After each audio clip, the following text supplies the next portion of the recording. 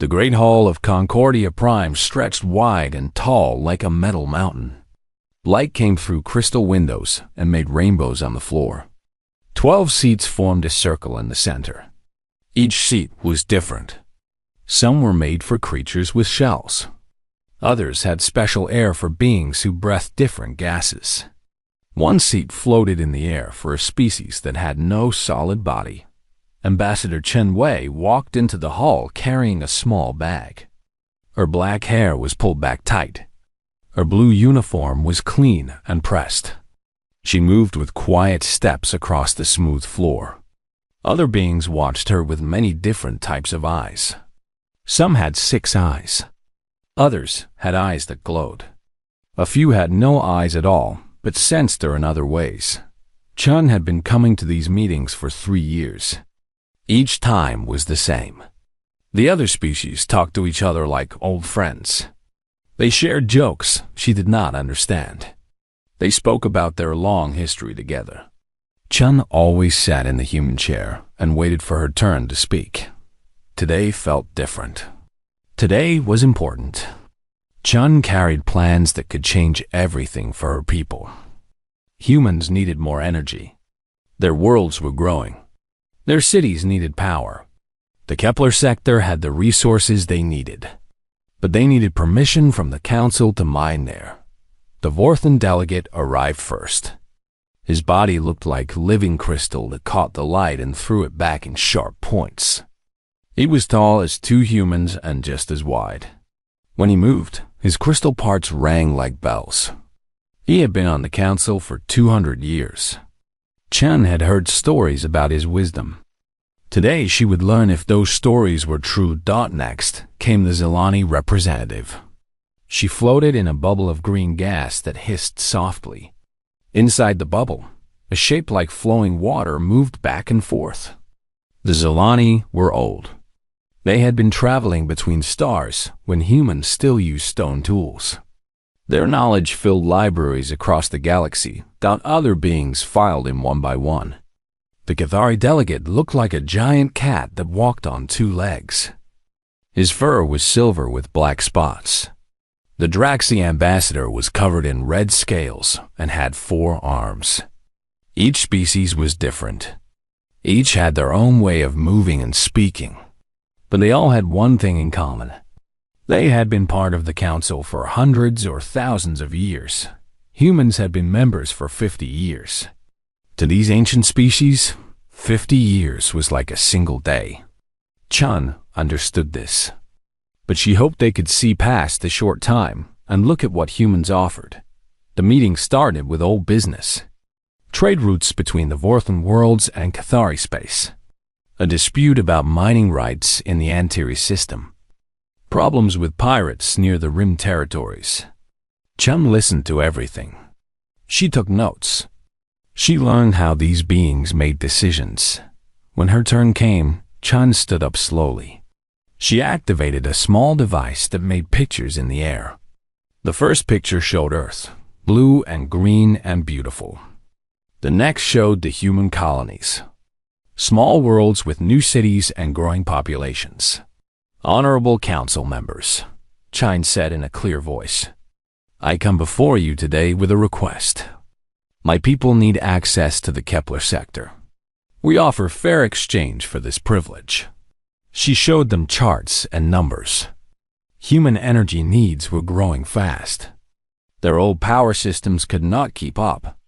The Kepler sector had rare crystals that could solve this problem. Humans had found a new way to use these crystals. The method was cleaner and safer than old ways. In return, Chan continued, we offer our technology freely. Our medical advances could help all council species. Our farming methods could feed worlds that struggle with hunger. Our ship's designs use less fuel and move faster than current models. Chum spoke for 20 minutes. She answered every question she could think of before anyone asked.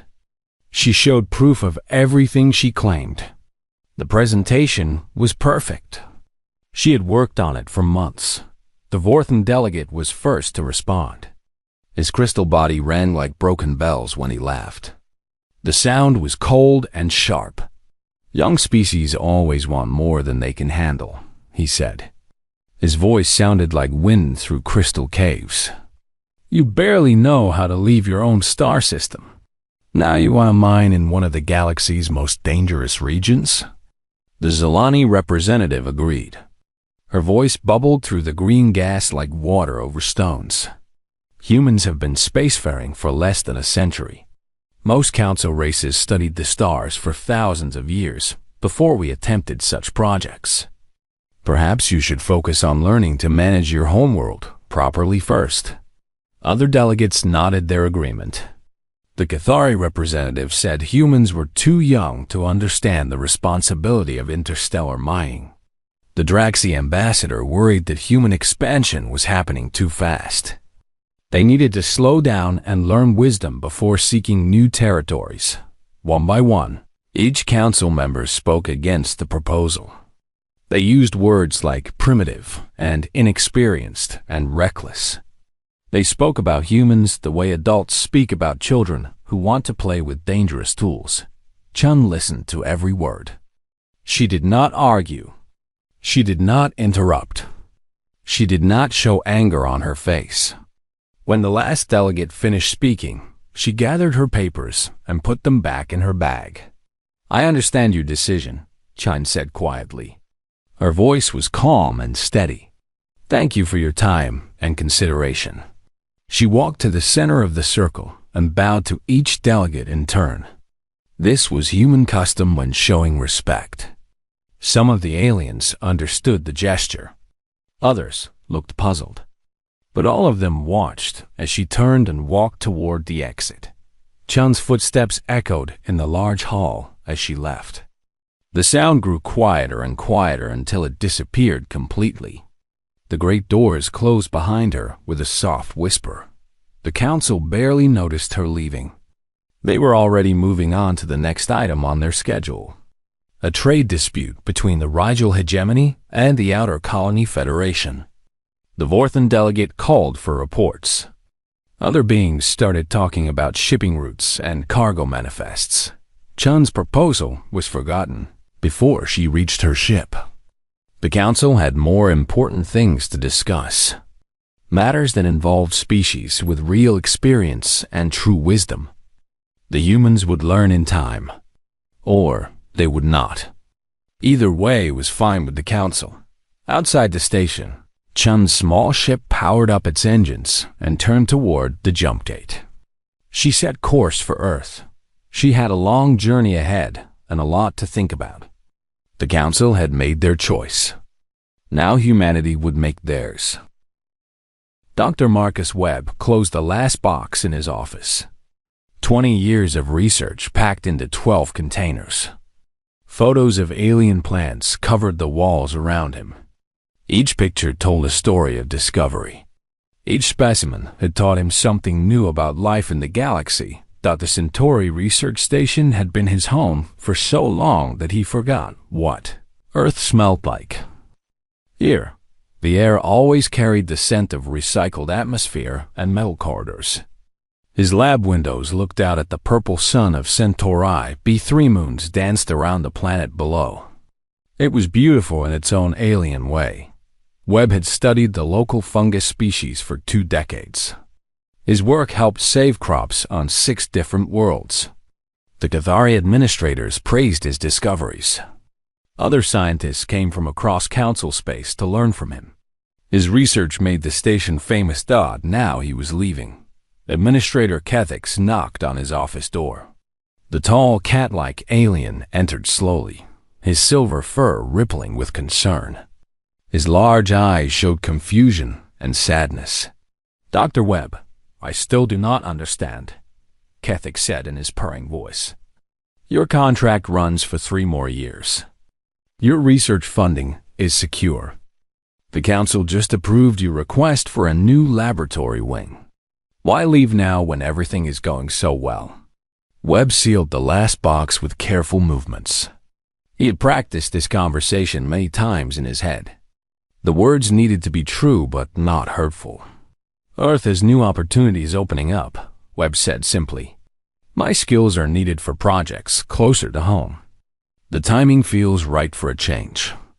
Cathex's whiskers twitched with frustration. But your work here is groundbreaking. You are close to solving the protein synthesis problem that has puzzled scientists for centuries.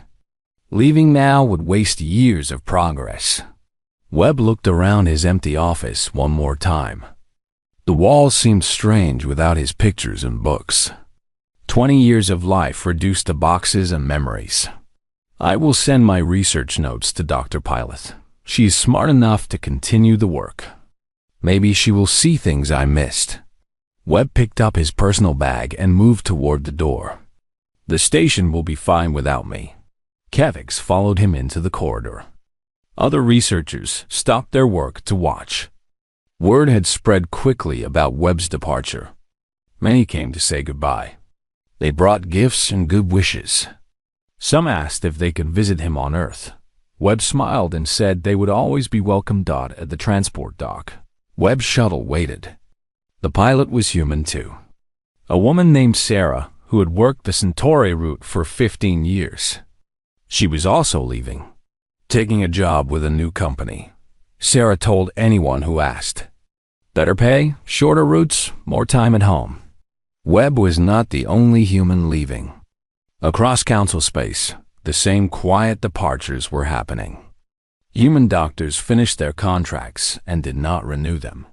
Human engineers completed their projects and declined new ones. Human traders sold their warehouses and shipping contracts to local companies. On Nexus Prime, the largest trading station in council space, Captain Rodriguez prepared his cargo ship for its final voyage. The Stellar Wind had carried goods between human space and council worlds for 30 years. Its holds could carry enough rare elements to supply a small planet. Master Grix watched the loading with his 4 eyes. The insect-like alien clicked his mandibles nervously. Rodriguez had been coming to Nexus Prime since Grix was young. Their business relationship had grown into something like friendship over the decades. This cannot be your last run, Grix said through his translator device. Your ship is young. Your crew is skilled. Trade between our sectors has never been better. Rodriguez checked numbers on his datapad. Everything had to be perfect for this final delivery. No mistakes. No problems. Just a clean end to a long relationship. My company is changing focus, Rodriguez explained. We are moving into other markets. New opportunities in the Outer Rim territories. Places where our cargo ships can be more useful. Grix's compound eyes glittered with confusion. But the council markets are stable, profitable. Why risk unknown territories when you have guaranteed success here? Rodriguez did not answer directly. He supervised the loading of the last containers. Quantum drive components. Rare earth elements. Medical supplies. All the things that council species had come to expect from human traders. After this shipment, they would need to find new suppliers. Business changes, Rodriguez said finally. Companies adapt or die. My bosses have decided to adapt. Similar conversations happened on 100 worlds. Human businesses closed their council offices. Human workers accepted transfer orders to distant territories. Human families sold their homes and boarded ships bound for the Outer Rim, but none of them seemed to be fleeing. No one appeared angry or scared. They paid their bills on time. They honored their contracts until last day. They left forwarding addresses for mail. Hola. Everything was polite and professional and completely normal. Dr. Elena Vasquez finished her last surgery at Memorial Hospital on New Geneva. The patient was a Ythran child with a rare genetic condition.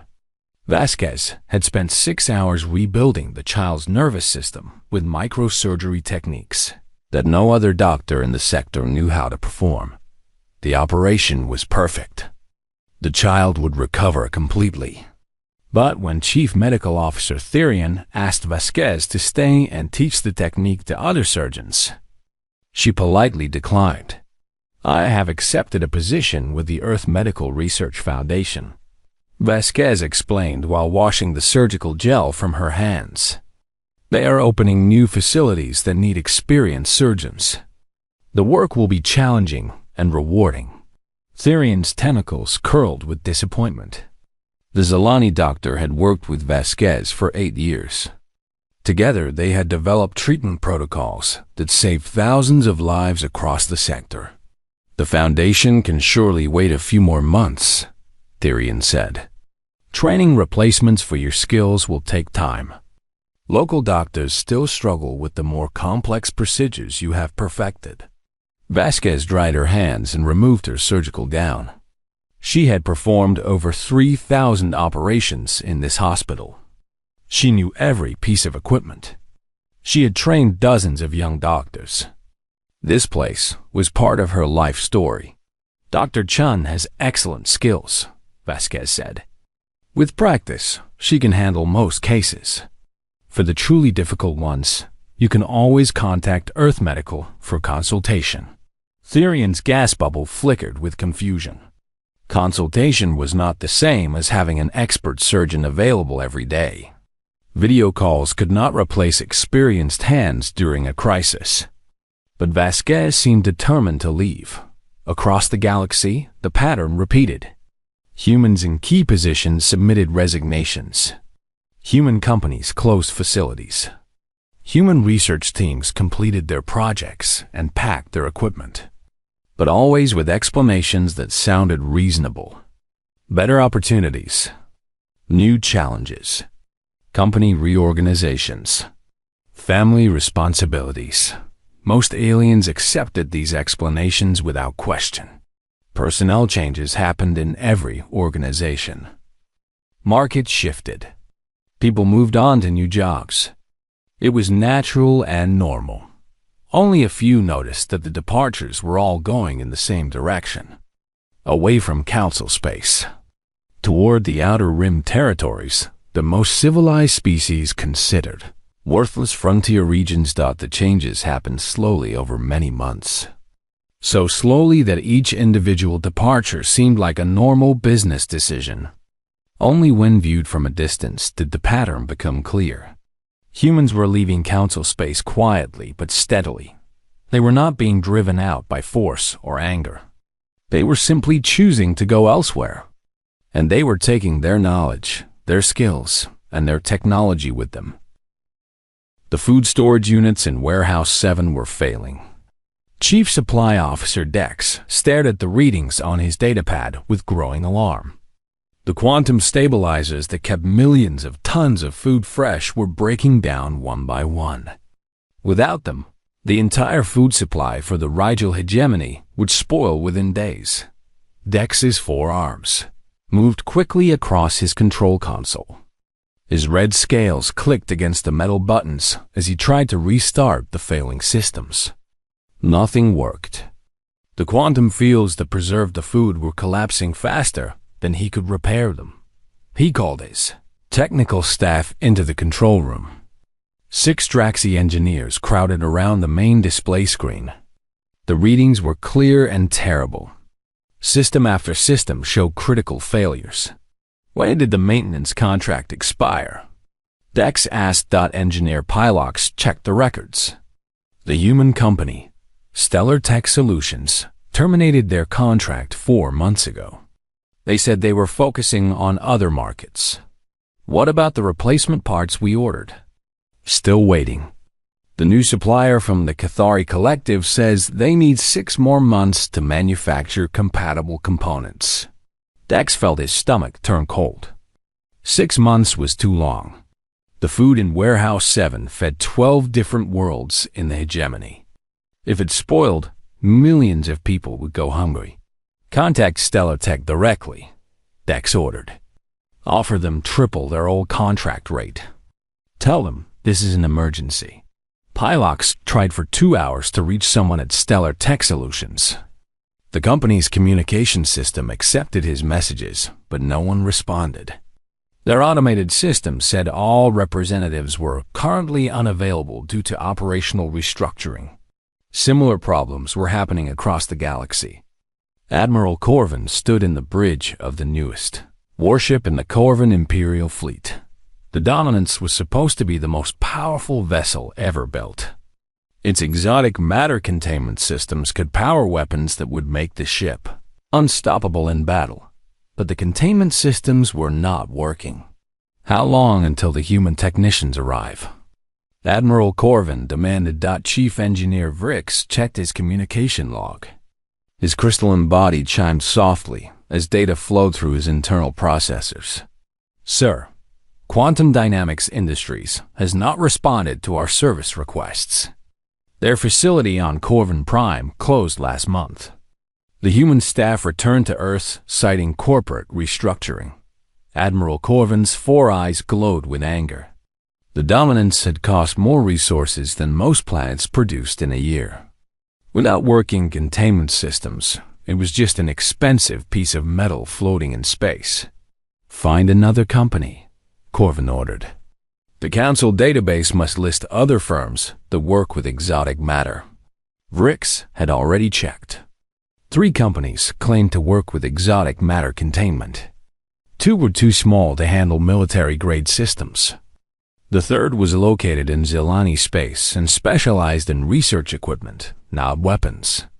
Sir, the humans appear to have been the only suppliers for this specific technology. Their containment systems were unique. No other species has been able to replicate their designs. On the frontier world of New Geneva, Dr. Chen Yuki watched helplessly as the plague spread through the Yithrin settlements. The local population was dying at an alarming rate. Their immune systems could not fight off the rapidly changing virus. Chen was a good doctor, but she was not Dr. Elena Vasquez. She understood traditional medicine and could treat common diseases. But this plague was unlike anything she had seen before. It changed its structure every few days, making it impossible to develop a lasting cure. What did Dr. Vasquez do when the Corvin flu outbreak happened 5 years ago?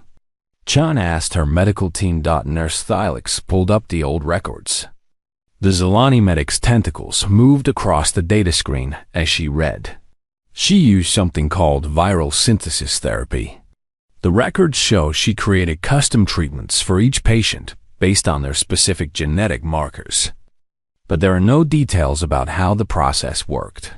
Chun studied the reports, but they might as well have been written in an alien language. The techniques Vasquez had used were far beyond anything taught in standard medical schools. They required equipment and knowledge that Chun did not possess. Can we contact Dr. Vasquez for consultation? Thylix tried for hours to reach the human doctor. The Earth Medical Research Foundation confirmed that Vasquez worked for them but said she was assigned to a CHUA's classified research project and unavailable for outside consultation. The plague continued to spread. More Yithrins died every day. Chun and her team did their best with traditional treatments, but they were fighting a losing battle against a disease that seemed designed to defeat conventional medicine. Across the galaxy, Council species began to notice similar problems. Equipment failures, missing expertise, delayed projects. But each problem seemed isolated and unrelated to the others. On Nexus Prime, Dockmaster Grix watched his efficiency reports with confusion. The massive trading station handled millions of tons of cargo every month. But operations were slowing down.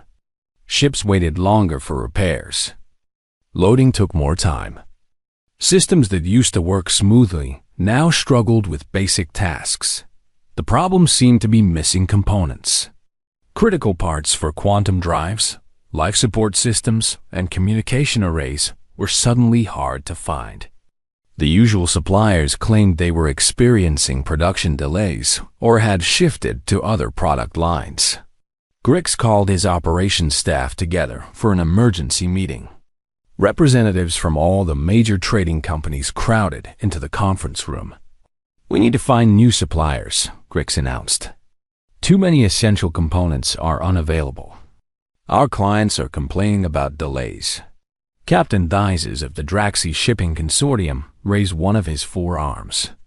My company has been searching for quantum drive components for 2 months. The only available suppliers are located in the Outer Rim territories. Their prices are 3 times normal rates, and delivery times are unpredictable. Other captains shared similar problems. Life support filters, navigation computers, hull repair materials. Dozens of essential items were suddenly scarce. The components were available, but only from distant suppliers who charged premium prices. What happened to our regular suppliers? Grix asked. Captain Dices consulted his records. Most were human companies. They have either closed their council offices or redirected their production to other markets. For the first time, someone noticed a pattern.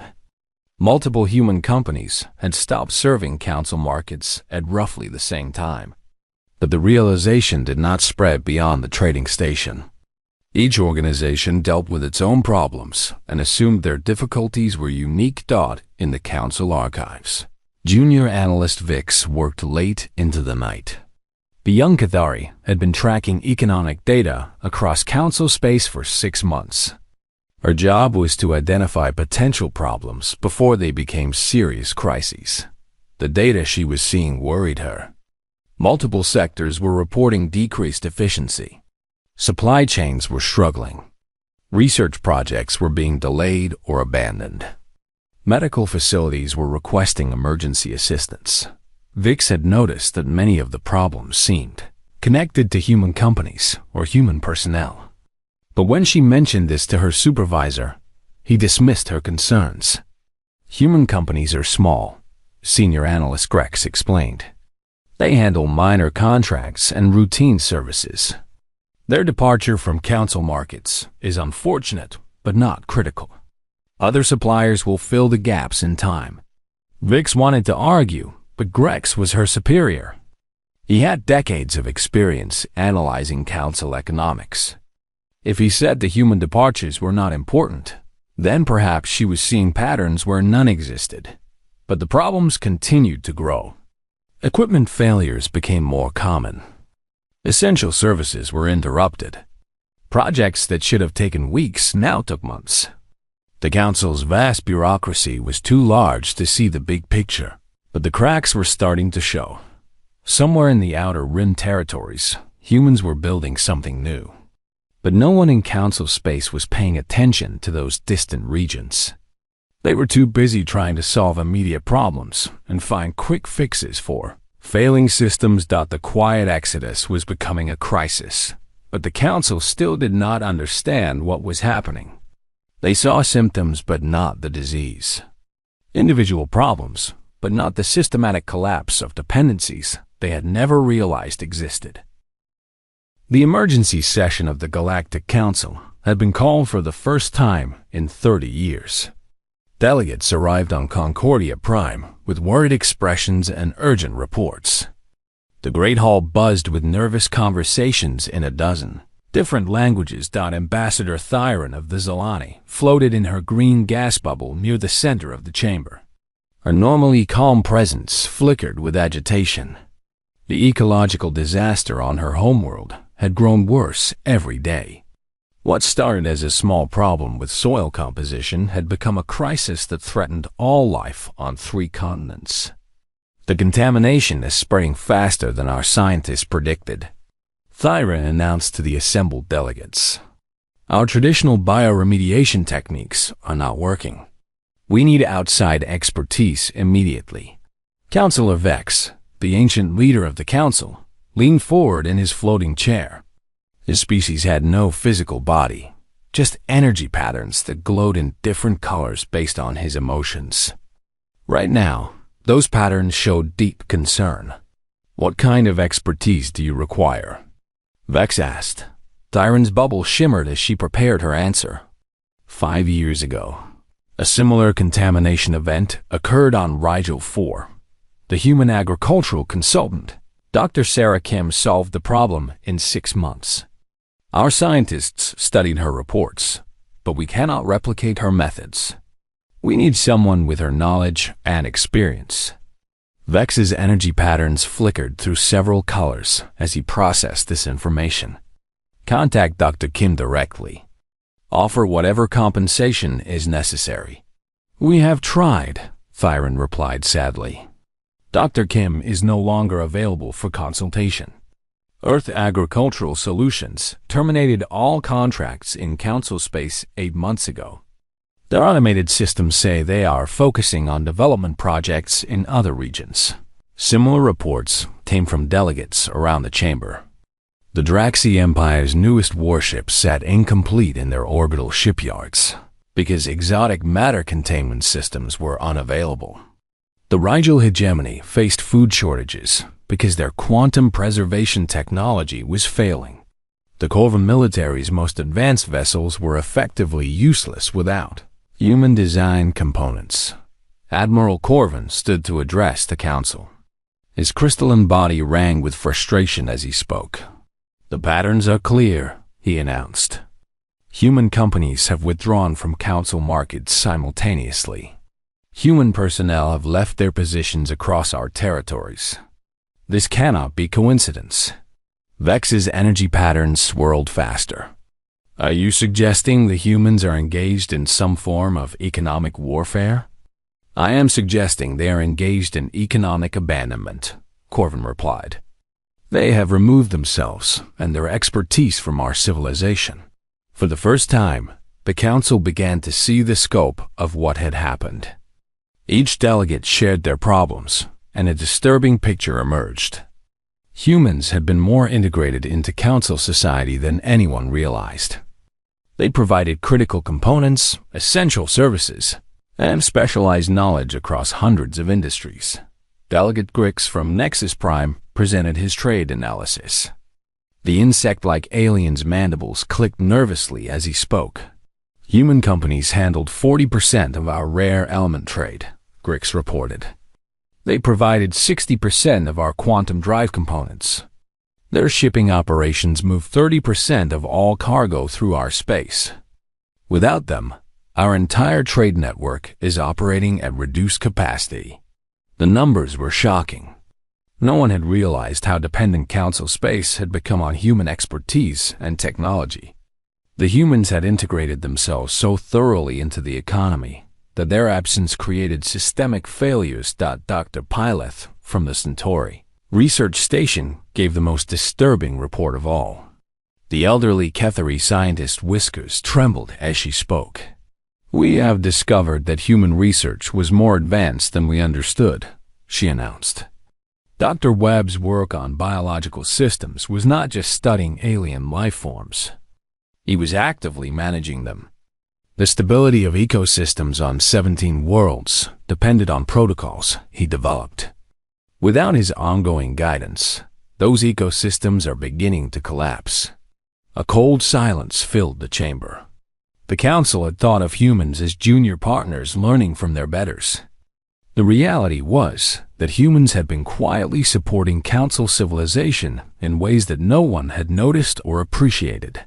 Counselor, Vex's energy patterns dimmed as he absorbed the implications. How long do we have before these problems become catastrophic? The answers varied by sector and situation, but the timeline was measured in months, not years. Food supplies would run short. Essential equipment would fail beyond repair. Research projects would collapse. Medical facilities would lose the ability to treat complex cases. Entire worlds might become uninhabitable. We need to contact Earth immediately, Vex declared. This crisis requires immediate diplomatic intervention. But when the Council tried to establish communication with Earth, they discovered another problem. The normal diplomatic channels were not working. Earth's embassy on Concordia Prime had closed 6 months earlier. The human diplomatic staff had returned home citing budget constraints and shifting priorities. Ambassador Chen Wei, who had sat quietly in this same chamber a year ago, was no longer available. Her replacement had never been appointed. For the first time in 50 years, humanity had no official representation in council space, The Council's attempts to reach Earth directly through subspace communication failed as well. Earth's government was accepting messages but not responding to them. Automated systems acknowledged receipt of Council communications but provided no timeline for replies. "They are ignoring us," Admiral Corvin stated bluntly. "The humans are deliberately avoiding contact with Council authorities." Delegate Dizes of the Draxi Empire raised an important question that no one wanted to answer. "What if they do not want to help us?" He asked. "What if the humans have decided that working with the Council is not worth their effort?" The chamber fell silent again. None of the delegates wanted to consider this possibility. The Council had always assumed that membership in their organization was a privilege that all species desired. The idea that humans might voluntarily abandon that privilege was difficult to accept. Senior Analyst Grex finally presented the report that Junior Analyst Vix had been compiling for months. The data showed the systematic withdrawal of human involvement from every aspect of Council society. It was not random market forces or coincidental business decisions. It was a coordinated exodus planned and executed over many months. The humans began withdrawing immediately after their mining proposal was rejected, Grex reported. Their departure has been gradual but comprehensive.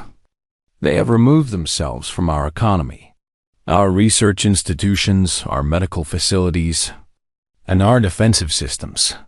Vex's energy patterns turned dark blue, the color his species displayed when facing serious threats. This suggests their withdrawal was a deliberate response to our rejection of their proposal, he observed.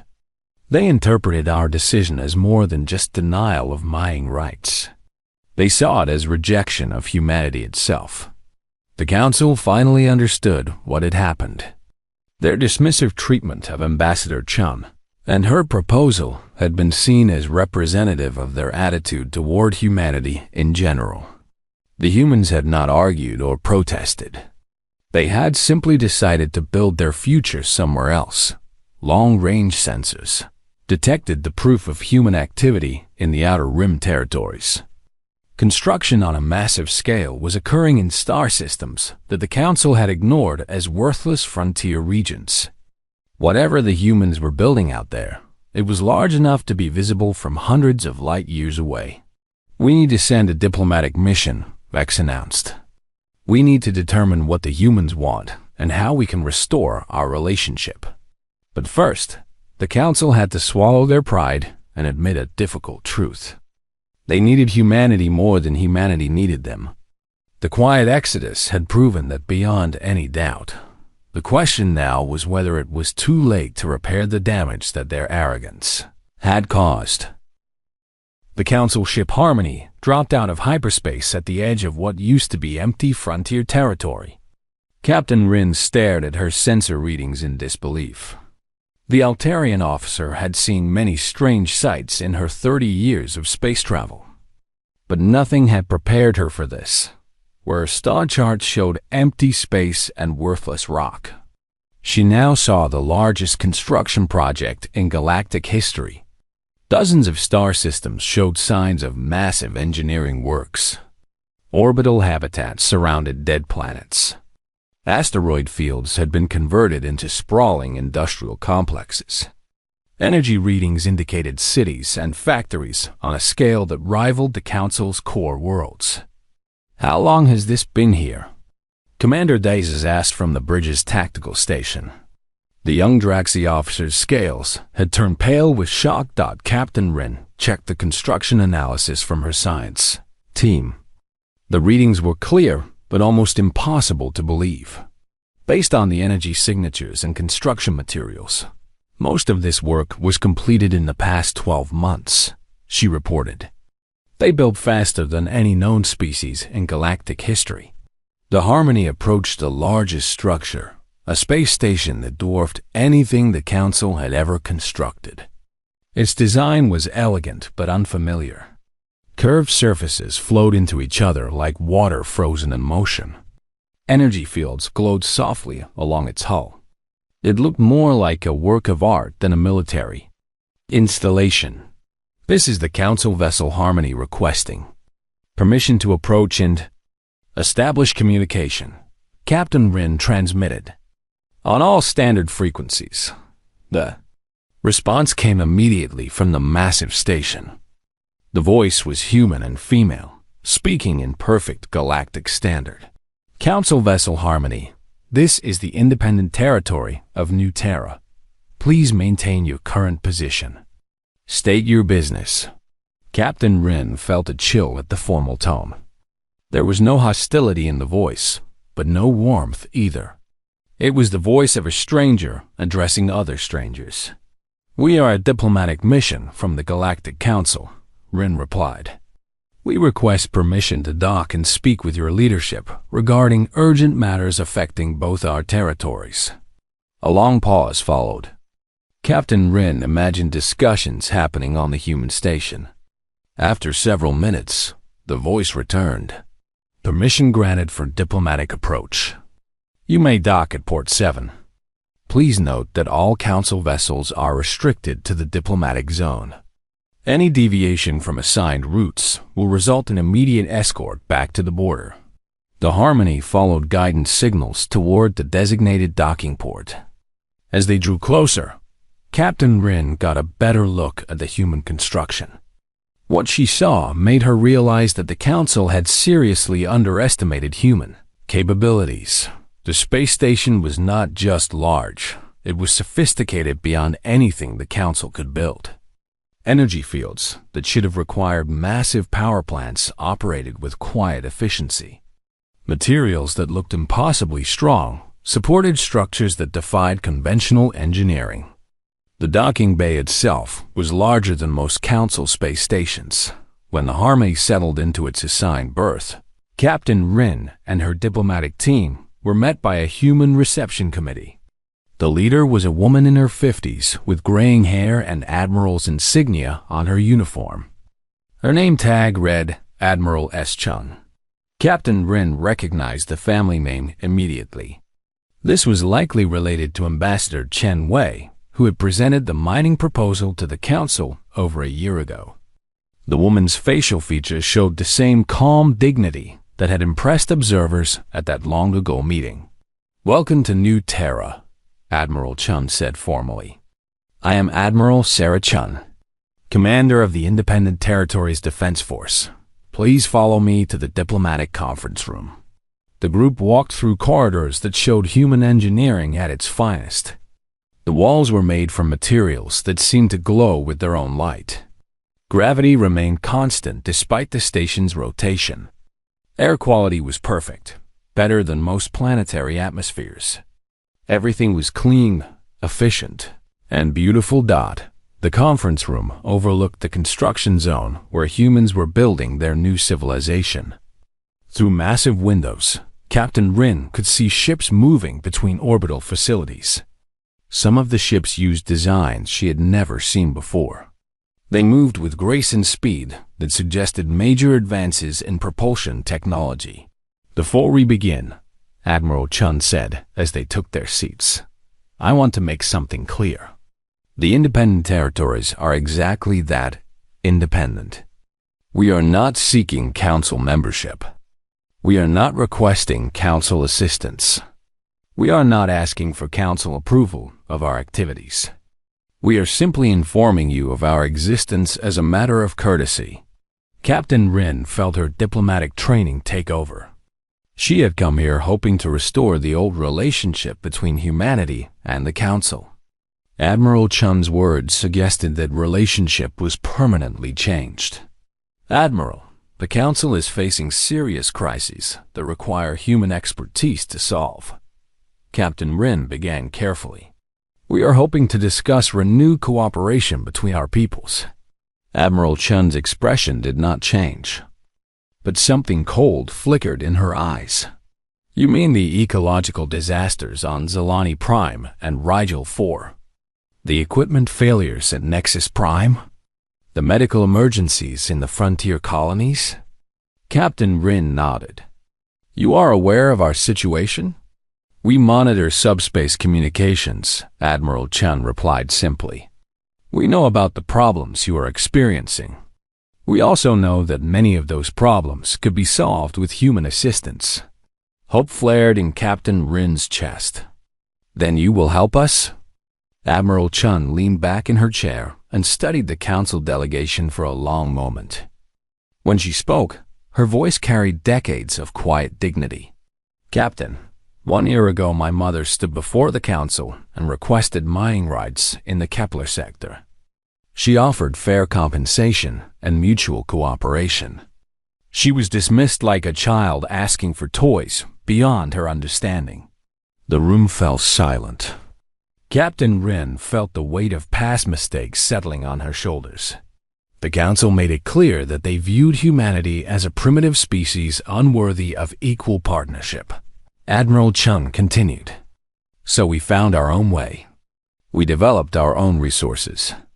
We built our own civilization. And we did it without asking the council for anything. Admiral Chun gestured toward the windows and the vast construction projects beyond. What you see here is the result of human ingenuity freed from council, bureaucracy, and council prejudice. We have made technological advances that your species said were impossible. We have built colonies that your experts said were too ambitious. We have solved problems that your greatest minds claimed were unsolvable. Captain Rin struggled to find the right words. The council had sent her here to restore the old relationship, but that relationship was clearly dead and buried. The council recognizes that mistakes were made, she said carefully. We are prepared to offer humanity full partnership status and expanded rights throughout council space. Admiral Chun's laugh was not cruel, but it was completely without humor. Captain, you still do not understand. We do not want council partnership. We do not need council space. We have built something better out here in the territories you abandoned as worthless. She activated a holographic display that showed the scope of human construction in the outer rim. Dozens of systems, hundreds of habitats, millions of people building a new civilization. The independent territories have formal trade agreements with 47 non-council species, Admiral Chun explained. Races that you dismissed as too primitive for membership have proven to be valuable partners. Together, we are building an economy that rivals council space in size and exceeds it in innovation. The implications hit Captain Rin like a physical blow. Humanity had not just left council space. They had created a competing civilization that threatened council dominance of the galaxy. What do you want from us? Captain Rin asked quietly. Admiral Chun considered the question for a moment. Recognition as a sovereign territory, formal diplomatic relations between equals, and an end to council interference in our development. And in return, trade relations, scientific exchange, medical assistance when requested through proper diplomatic channels. Admiral Chun paused significantly. We have developed treatments for the Nexus plague that is spreading through council space. That treatment is available through standard diplomatic negotiations between independent governments. Captain Rin felt the full weight of the council's mistake settling on her shoulders. They had treated humanity as a junior partner and lost them forever. Now humanity held the solutions to council problems, but only as equals, not as subjects. I will need to report back to the council, Captain Rin said. Of course, Admiral Chun replied. Take all the time you need. We are not going anywhere. But Captain, yes. The next time a council representative comes to negotiate with the independent territories, they should come as an ambassador seeking partnership with equals, not as a superior offering limited privileges to inferiors. Admiral Chun stood and walked to the window, overlooking the construction zone where humans were, building their new home among the stars. The council had their chance to work with us as partners, she said quietly. They chose to treat us as children. So we grew up and moved out on our own. Now, if they want our help,